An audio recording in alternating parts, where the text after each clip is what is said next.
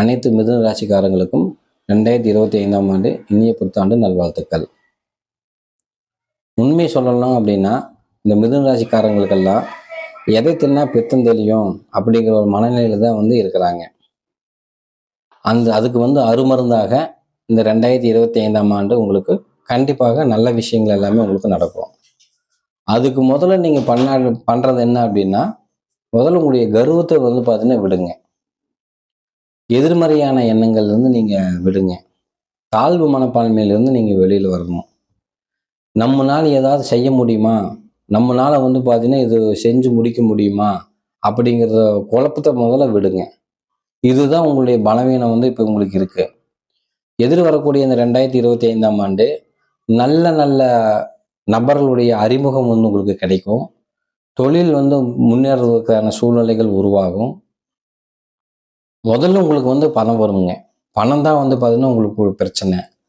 ரொம்ப வருட காலகட்டமாக பிரிஞ்சு போனவங்களாம் உங்களை தேடி உங்களுக்கு வரும்.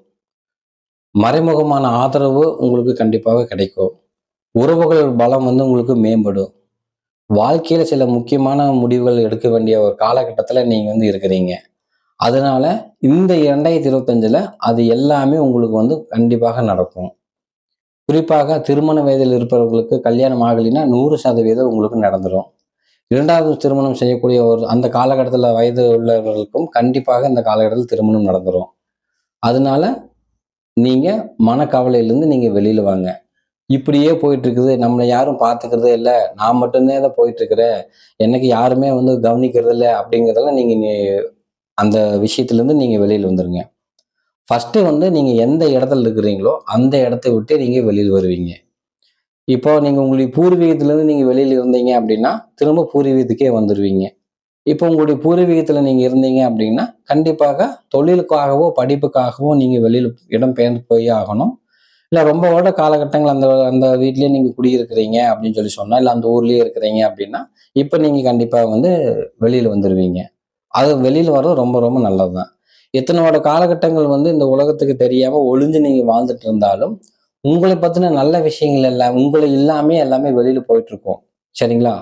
குறிப்பா பார்த்தீங்கன்னா உங்களை வாட்ச் பண்ணிட்டு இருப்பாங்கன்னு வச்சுங்களேன். இந்த விஷயங்கள் எல்லாமே பார்த்தீங்கன்னா உங்களுக்கு வெளியில வரும். முடங்கி தொழில் உங்களுக்கு முடக்கி இருக்கும். புதிய தொழில் பார்த்தீங்கன்னா உங்களுக்கு உருவாகும். கண்டிப்பா பார்ட்னர்ஷிப் அமையும்.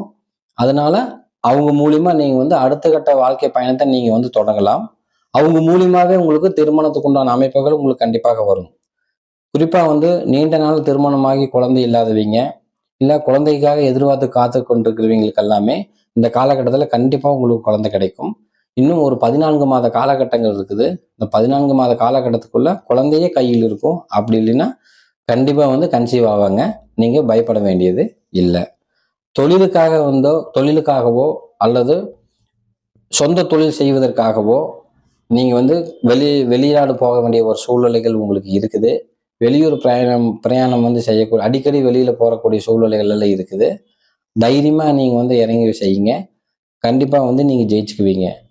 ஃபர்ஸ்ட் நீங்க முன்னாடியே நான் சொல்லியிருந்தேன், தாழ்வு மனப்பான்மையிலிருந்து நீங்க வெளியில வாங்க.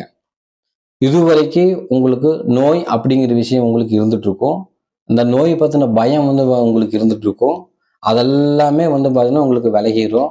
நிம்மதியான ஒரு வாழ்க்கை, ரொம்ப நாள் தூங்காதவங்க எல்லாமே இப்ப நிம்மதியான ஒரு தூக்கம் இதெல்லாமே உங்களுக்கு வருங்க. கண்டிப்பாக மிதுன ராசிக்காரர்களுக்கு கல்யாண வயசுல இருக்கிறவங்களுக்கு 100% திருமணம் நடந்துரும். இதுவரை பார்த்தீங்கன்னா உங்க மனைவி கூட தவறான புரிதலாக இருந்து உங்களை விட்டு விலகி இருந்தாலும் கூட இந்த காலகட்டங்கள்ல உங்களை உணர்ந்து நீங்க எதுக்காக அந்த சில விஷயங்கள் எல்லாம் பண்ணுனீங்க அப்படிங்கிறது எல்லாமே தெரிஞ்சு உங்ககிட்ட பார்த்தீங்கன்னா பாசமாக இருப்பாங்க, உண்மையில அன்பா இருப்பாங்க. தான் செய்த தவறு அப்படிங்கிற விஷயத்த அவங்க ஒத்துக்குவாங்க. அதனால கணவன் மனைவி பிரச்சனையை பத்தி நீங்க கவலைப்பட வேண்டியது இல்லை. எது சொன்னாலும் பார்த்தீங்கன்னா எனக்கு நெகட்டிவாவே பேசிட்டு இருக்கிற, குத்தமாவே நீ சொல்லிட்டு இருக்கிற அப்படின்னு இருந்த அந்த மனக்கசப்புகள் எல்லாமே இன்னி பார்த்தீங்கன்னா கண்டிப்பாக விலகிரும். பெண் திருமண வயதில் இருக்கிறவங்களுக்கு 2025 ஜூன் அல்லது ஆகஸ்ட் மாத காலகட்டத்துக்கு பின்னாடி திருமணம் பண்றது ரொம்ப ரொம்ப நல்லது. இந்த காலகட்டங்கள் தவிர்த்துருங்க. காரணம் இப்போ திருமணம் பண்ணக்கூடிய ஒரு சூழல் வருது அப்படின்னா அது பிரிவு அப்படிங்கிற ஒரு விஷயத்தை ஏற்படுத்திடும். நீங்க நிச்சயம் பண்ணலாம், மற்ற எந்த திருமணம் சம்பந்தமான விஷயங்கள் எல்லாமே நீங்க முடிவு எடுக்கலாம். பட் கல்யாணம் முகூர்த்தம் அப்படிங்கிறது ஜூன் அல்லது ஜூலை மாத காலகட்டத்துக்கு மேல பண்றது ரொம்ப ரொம்ப நல்லது. உங்க தாய்மொழியிலிருந்து வேற மொழி பேசுறவீங்க, நீங்க கும்புற சாமியிலிருந்து வேற சாமி கும்பிடுவீங்க. இவங்க இடத்துல வந்து நீங்க ரொம்ப ரொம்ப ஜாக்கிரதையாக போய் இருக்கணும். இது வந்து வயசு வித்தியாசம் அப்படிங்கிறது இல்ல. 60 வயசு இருந்தாலும் சரி, 30 வயசு இருந்தாலும் சரி, 25 வயசு இருந்தாலும் சரி. அவங்ககிட்ட எல்லாம் வந்து நீங்க எந்த வயது இருக்கிறாங்களோ அதுக்குண்டான நபர்கள் இடத்தில் உங்களுடைய ஆப்போசிட்டா இருக்கிறவங்க, உங்களுடைய விட ஏஜ்ல இருக்கிறவங்க அவங்ககிட்ட ரொம்ப ரொம்ப நீங்க கவனமாக இருங்க. ஏதாவது ஒரு சூழ்நிலையில அவங்க மூலியமா வந்து உங்களுக்கு கெட்ட பேர் வர்றதுக்கான சூழ்நிலை இருக்குது. அதனால ரொம்ப ரொம்ப நீங்க ஜாக்கிரதையாக இருந்துக்குங்க. தந்தை வழி சொத்தில் கண்டிப்பா ஆதாயம் உண்டு. பூர்வீக சம்பந்தமான விஷயத்துல உங்களுக்கு பலன் உண்டு. குறிப்பா வந்து நீங்க இடம் தன்னால வந்து வீடு கட்டணும்னு வீடு கட்ட முடியலையே அப்படி இருந்த நிலை மாறி, கண்டிப்பா வந்து நீங்க 2025ல நீங்க பூமி பூஜை போட்டுருவீங்க. இல்லைன்னா வீடு கட்டி அந்த வீட்டுக்கு நீங்க கண்டிப்பாக போயிருவீங்க. அந்த மாதிரியான சூழ்நிலை தான் வந்து இருக்கு. அப்பாவுக்கு கொஞ்சம் உடல் சம்பந்தமான தொந்தரவுகள் கண்டிப்பாக உங்களுக்கு வரும்.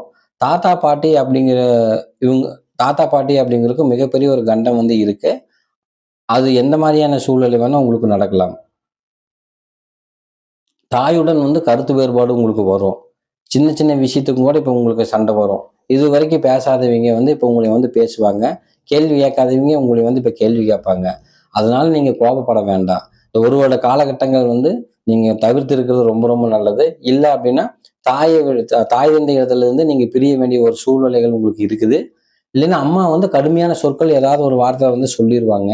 ரொம்ப ரொம்ப ஜாக்கிரதையா இருங்க. அடிக்கடி புண்ணிய ஸ்தலங்களுக்கு போக வேண்டிய சூழ்நிலைகள் இருக்குது. குறிப்பா வந்து பெருமாள் சம்பந்தமான திருத்தலங்களுக்கு போக வேண்டிய சூழ்நிலைகள் இருக்குது. தாராளமா வந்து நீங்க போயிட்டு வாங்க.